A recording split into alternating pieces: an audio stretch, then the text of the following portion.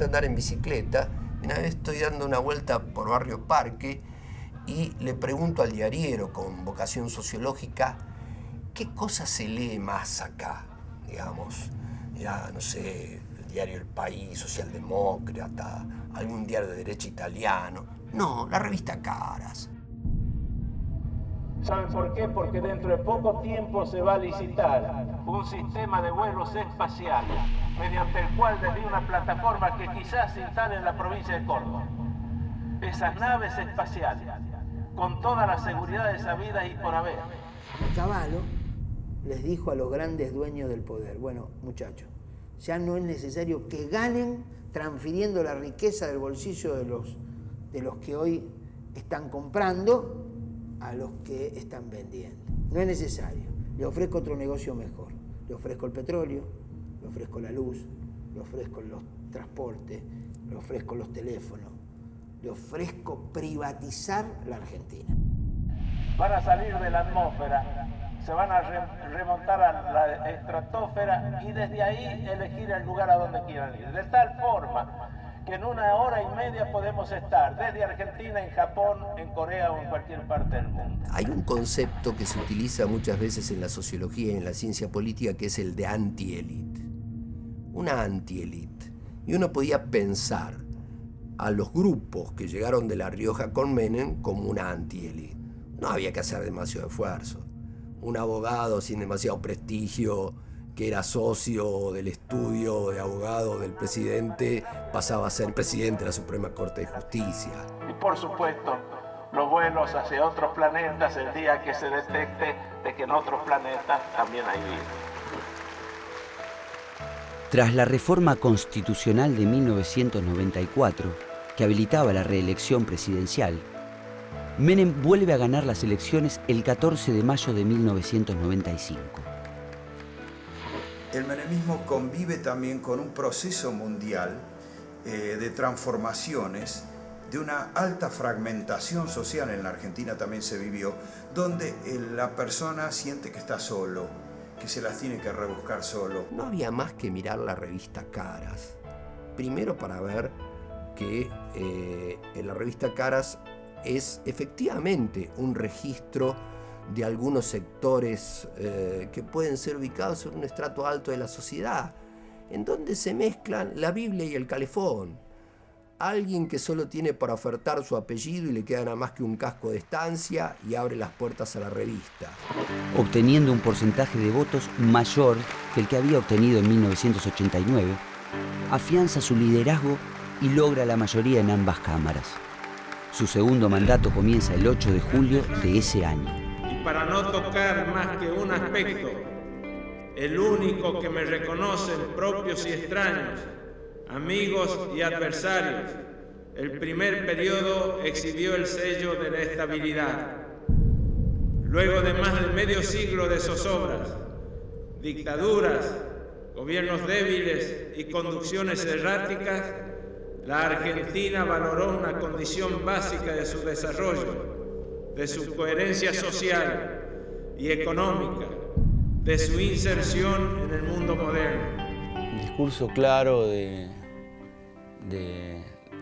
Argentina primer mundo, como en otro momento se dijo Argentina potencia, ¿entendés? Siempre fue esos eslogans que la gente terminó creyendo y que después terminó padeciendo. También, a grandes rasgos, diré cuál es el sentido del tiempo que hoy comenzamos. El crecimiento con justicia social.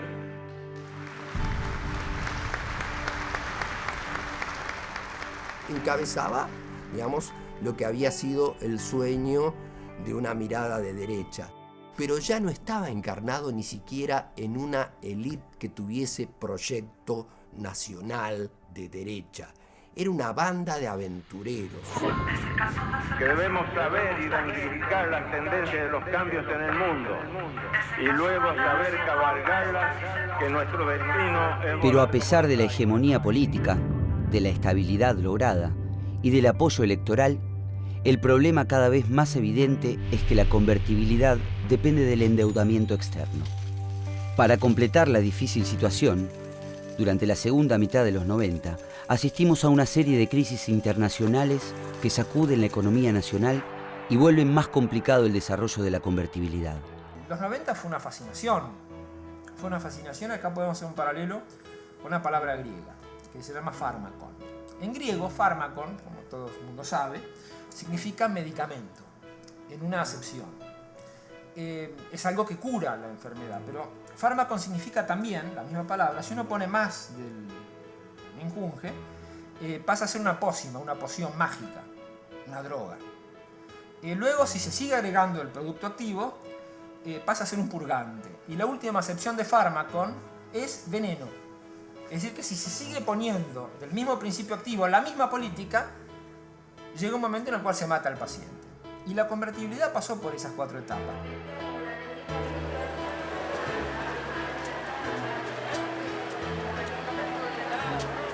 Reconozcamos que la base popular siente los beneficios de la estabilidad, sobre todo los asalariados. O sea, alguien que está con un sueldo y ese sueldo mantiene su poder adquisitivo, valora como muy positiva la experiencia de ese gobierno respecto al gobierno anterior. El plan de convertibilidad, poner el dólar a un peso, generó para sectores sociales amplios de clase media, tanto siempre de las grandes urbes, ¿no?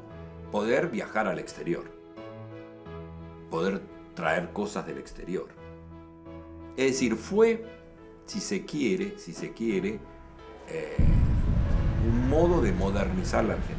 También había penetrado el Miami, nos vamos 2 por 1, deme 2, cualquier cosa de esa, es así. El nivel de corromperte a vos también, el sálvese quien pueda, somos toda una mierda, impactó en muchos sectores, ¿verdad?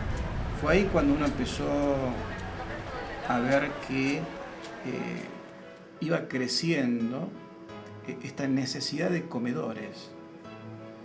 Nosotros al principio, sin comprender demasiado esto, veíamos y nos poníamos contentos por hacer un comedor. Decía, bueno, la gente humilde que no tiene, vamos a hacer un comedor en tal barrio.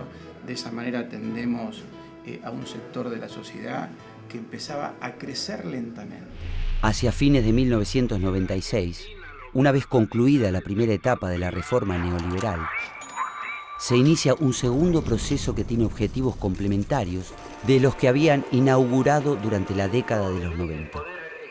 La idea ahora es completar el ciclo de reformas neoliberales, de modo que el Parlamento vuelve a delegar facultades en el presidente. Los objetivos son la reforma laboral y la desregulación del sistema de salud. Esta última decisión determina la ruptura de la alianza con los sectores del sindicalismo tradicional que apoyaron a Menem durante su primer gobierno, ya que afecta directamente sus intereses. Ya no soportamos más que haya argentinos que quieren trabajar y no pueden. Ya no soportamos más, como dicen los liberales, que nos quieren echar 600.000 compañeros estatales. ¡Eso jamás! ¡Eso jamás! Ese año, los sindicatos realizan 2 paros nacionales en agosto y en septiembre, en alianza con los sectores gremiales que se han mantenido en posiciones más distantes al oficialismo. Quería preguntarles si yo acaso para ustedes soy una persona mala. ¿Acaso si ustedes ese televisor que tienen no lo han comprado por mí? La economía comienza a mostrar signos de agotamiento. La recesión y la tasa de desocupación alcanzan niveles altísimos. Para este momento, el gobierno ha cambiado de raíz la matriz económica argentina, ha reducido brutalmente el Estado, ha desregulado la economía, ha realizado una apertura comercial absoluta, dejando al mercado funcionar libremente. Y sin embargo, la desocupación, la concentración de la riqueza, el aumento de la desigualdad y la pobreza aparecen como efectos de estas políticas llevadas adelante. Insistiendo en lo que he venido afirmando durante los últimos años acerca de la necesidad de profundizar la reforma de las instituciones que los rigen. Lo que hizo el menemismo fue la defraudación electoral más grande del mundo. Si hubiera dicho lo que iban a hacer, no hubieran votado. Confesión. desvirtuó el peronismo, la esencia del peronismo, con los matices de la interna, etcétera, etcétera, pero más o menos siempre siguiendo la bandera de la justicia social, independencia económica, soberanía política. Menem desvirtuó todo eso. Y en el campo laboral fue un desastre. Y tras Cartón, el movimiento de transformación de la Argentina en el 45, el peronismo se transforma en el entregador máximo con que completa la obra que había hecho la dictadura y el preanuncio de Alfonsín. Pues es que día firmó Menem el decreto de reglamentación de huelga. ¿Qué día? Podía haberlo firmado el 16 o el 18. No, el reventado este lo firmó el 17 de octubre. El día en que en nuestro país se conmemoraba la máxima legalidad para la clase trabajadora, como había sido el 17 de octubre del 45, él firma el derecho de huelga para que no podamos pelear contra las privatizaciones. Eso era Menem. A partir de 1996, se hace visible el drama de la crisis social que las políticas neoliberales producen fundamentalmente en zonas del interior del país, que tras el desguace del Estado y la virtual desaparición del aparato productivo nacional, han quedado libradas a su suerte. En ese contexto, se inicia un ciclo de protesta social, protagonizado por nuevas formas de acción colectiva de los sectores excluidos, que inaugura el piquete de Cutralcó en Neuquén primero y de General Mosconi en Salta más tarde. Esta modalidad irá en aumento de aquí hasta el final de la década. Las críticas a la precariedad institucional, al desapego a la ley, a la corrupción generalizada, al menosprecio parlamentario, a la ostentación del poder y a la falta de ética pública. Nos fuimos con Tito a la playa La Bristol y cuando estábamos por llegar vemos una congregación de gente así, ¿viste? Pasamos con la guitarra y lo vemos a Rukauf con su sonrisa dibujada.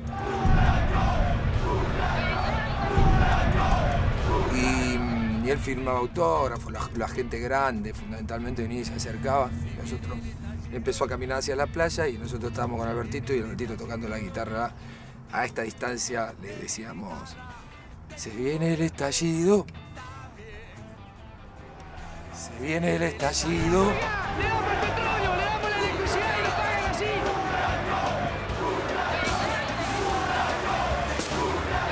La quinta, sexta vez, ¿viste? Cantando con esos acordes, el chabón se dio vuelta y nos, sacudió un frío de cuchillo, porque no sonrió. Se privatiza YPF y bueno, empezó la debacle que fue en 94, 95 y hasta que explotó en el 96 con la primera poblada.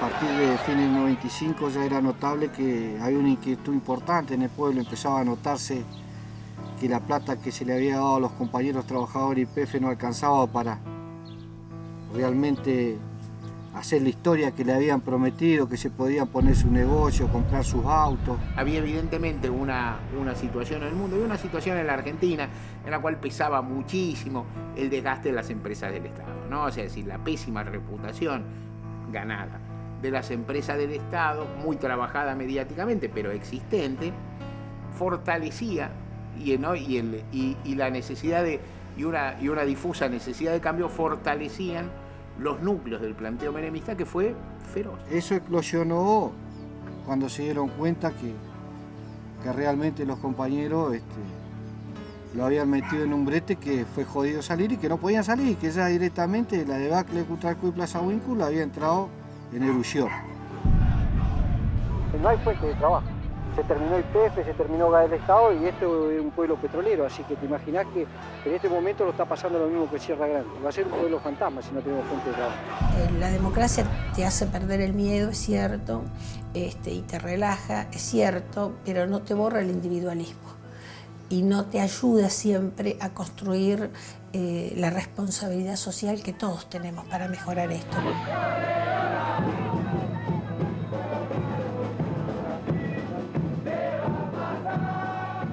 Yo creo que el menemismo se caracterizó porque nos reprimían, o sea, Más allá de qué actividad fuéramos a hacer, salíamos a la calle y nos reprimían. El escrache tenía como objetivo profundizar la condena social. Dicho como en criollo, que es como lo poníamos en los volantes, nuestro objetivo era que el panadero no le vendiera pan, que el carnicero no le vendiera carne, que todos en su barrio supieran quién era esa persona, qué era lo que había hecho y lo repudiaran por eso. Yo creo que ya se sabe quién es el que lo mató. José Luis Cabeza. Montado sobre el discurso de la transparencia, la ética y el republicanismo, pero sin cuestionar los fundamentos de la política económica menemista, surge la Alianza. Esta coalición política nacida en 1997, fruto de la unión entre radicales y frepacistas, llega al poder tras el triunfo electoral del 24 de octubre de 1999, con la carga de los problemas que se hicieron visibles en los últimos años de Menem, pero que van a explotar en el gobierno aliancista. O sea, el límite es, mantengamos todas estas supuestas ventajas, pero que no roben. Es decir, es como, mantengamos este sistema injusto de desindustrialización, de salarios de merda, mantengamos una clase media que puede consumir a través de la convertibilidad y tratemos de no robar. Tras una década en el gobierno, el menemismo deja el poder de un país que ha transformado radicalmente su modelo económico y que muestra claramente las consecuencias de esa transformación. Un galopante endeudamiento externo que ha trepado en 66.000 millones de dólares desde 1991, unos niveles inéditos de desocupación, un crecimiento de la pobreza estructural, un surgimiento de nuevos pobres, consecuencia de la desarticulación del mundo del trabajo, y la crisis del aparato productivo nacional, la aparición como nunca antes de una extrema concentración de la riqueza en un marco de enormes desigualdades sociales, una clase política desprestigiada y sospechada, un Estado retirado y reducido a su mínima expresión.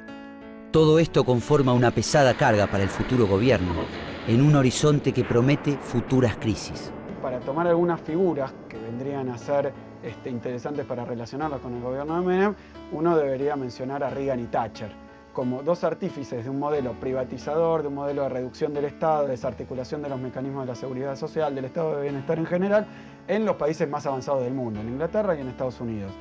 Eso creo que es interesante porque si no uno se queda con una mirada un poco miope, como que Menem es un superhéroe que logró destruir todo un armado que era muy sólido y que además lo hizo específicamente en la Argentina como un fenómeno completamente autóctono. Ahora, esa forma de modernización generó la destrucción de toda una estructura social que existía, una estructura económica que aún los milicos la habían mantenido.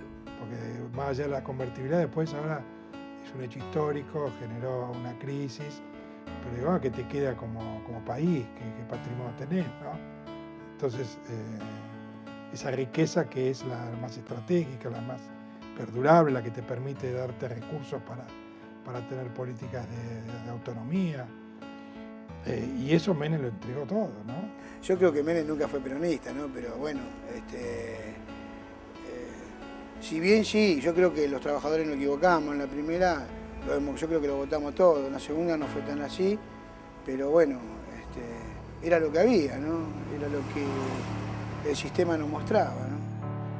Gobernar nuevamente a la República Argentina, todos juntos para seguir cambiando la historia, todos juntos para triunfar.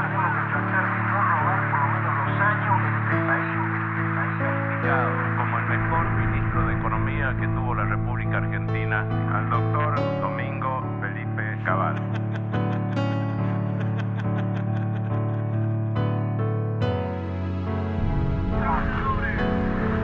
A quienes quieren perjudicar a los trabajadores, a quienes quieren traicionar a los trabajadores, están traicionando la patria patria, compañeros. Vamos a ayudar hasta que logremos los objetivos.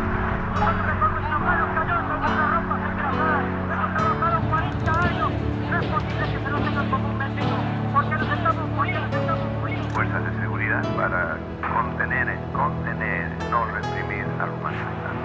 Una mujer muerta. Desempeñar con lealtad y patriotismo el cargo de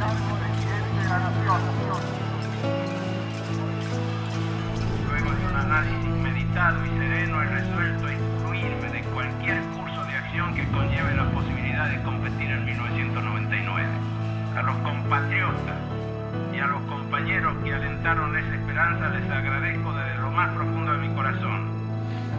Quiero ser presidente, trabajar por un crecimiento equitativo para cada hombre, cada mujer, un país para todos, para todos, para todos. Yo creo que fue antiobrero. Y yo creo que la estadística está, nos dejó, nos peló, nos mató, nos robó la ilusión de muchos años. Han perdido muchos años, se ha perdido mucha riqueza y eso se mide en millones de personas viviendo en condiciones indignas, generaciones de jóvenes que no han conocido ni el estudio ni el trabajo. Cualquier proyecto es un proyecto personal, ya no hay colectivos que lo incluyen y lo integran, como pudo haber en los años 50 en aquel primer y segundo peronismo. Como si la épica se hubiese cansado, ¿no? Y dio paso a otra cosa que era como la quietud ligado al éxito o ligado a la posibilidad de que vos puedas tener tu propia empresa.